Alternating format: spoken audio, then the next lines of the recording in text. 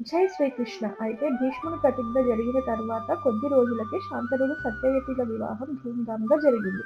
అందరూ ఆనందంతో ఉన్నారు. సత్యవతి శాంతనుని పక్క నిలబడి రాణిగా రాజప్రసాదంలోకి అడుగుపెట్టింది. కాలం గడిచింది. వారి దాంపత్య జీవితం చాలా సంతోషంగా సాగింది. కొద్ది కాలంలోనే సత్యవతికి 2 కుమారులు పుట్టారు. చిత్రాంగుడు మరియు విచిత్రవీర్యుడు. చిత్రాంగుడు తన చిన్నప్పటి నుండే పట్టుదల, ధైర్యం, వీరత్వం చూపించాడు. తండ్రి మాదిరిగానే ఘన స్వభావం, రౌద్రం అతను యువరాజుగా ప్రకటించబడ్డాడు. అయితే ఇంతలో కాలం తన పని చేసింది. శాంతనుడు మెల్లగా వృద్ధాప్యంలోకి వెళ్ళాడు. చిత్రాంగుడు రాజ్యపాలన చేపట్టాడు. కానీ అతని అహంభావం, ఆవేశం పెరిగింది. ఒకరోజు అతను గంధర్వరాజు చిత్రాంగుడితో యుద్ధానికి దిగాడు. 2 చిత్రాంగులు, ఒక గంధర్వుడు, ఒక క్షత్రియుడు. పోరు రోజుల తరబడి సాగింది. చివరకు శాంతనుడు సత్యవతిల కుమారుడు యుద్ధంలో మరణించాడు. హస్తినాపురం మళ్లీ దుఃఖంలో మునిగిపోయింది.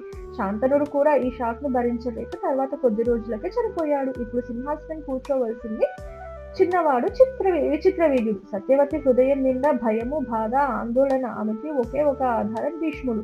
భీష్ముడు సింహాసనం స్వీకరించక తన ప్రమాణానికి కట్టుబడి విచిత్రవీర్యుడిని విద్య, ధర్మం, రాజనీతి ఇలా అన్ని విషయాల్లో తానే తీర్చిదిద్దాడు.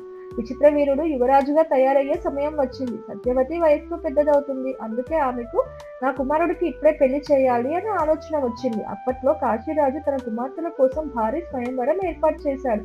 భీష్ముడు వెళ్లి అంబ, అంబిక, అంబాలికలను విజయించి హస్తినాపురానికి తీసుకొచ్చాడు విచిత్రవీరుడి భార్యలుగా. అందంగా పెళ్లి జరిగింది. అందరూ కొత్త రాణుల ఆనందంలో మునిగిపోయారు. కానీ విచిత్రవీరుడి స్వభావంతో చాలా మృదువుగా ఉండేవాడు. రాజనీతి కంటే సుఖ జీవితంపై ఎక్కువ దృష్టి పెట్టాడు. అతని బలహీనత పెరిగింది. కాలంతో అతని ఆరోగ్యం బలహీనపడి చాలా తక్కువ కాలంలోనే అతడు మరణించాడు. హస్తినాపురం హిస్టరీలోనే ఇది మరో పెద్ద పతనం. రాజ్యం మళ్లీ వారసుడిని కోల్పోయింది. సత్యవతి హృదయం మళ్లీ విరిగిపోయింది. ఇప్పుడే వ్యాసుడు ప్రవేశించి నిజమైన కౌరవ పాండవ వంశగాథ మొదలవుతుంది. ఈ భాగం మీకు ఎలా అనిపించిందో మీ కామెంట్ల రూపంలో నాకు తెలియజేయండి. Thank you for watching. Please subscribe my channel. జై శ్రీకృష్ణ.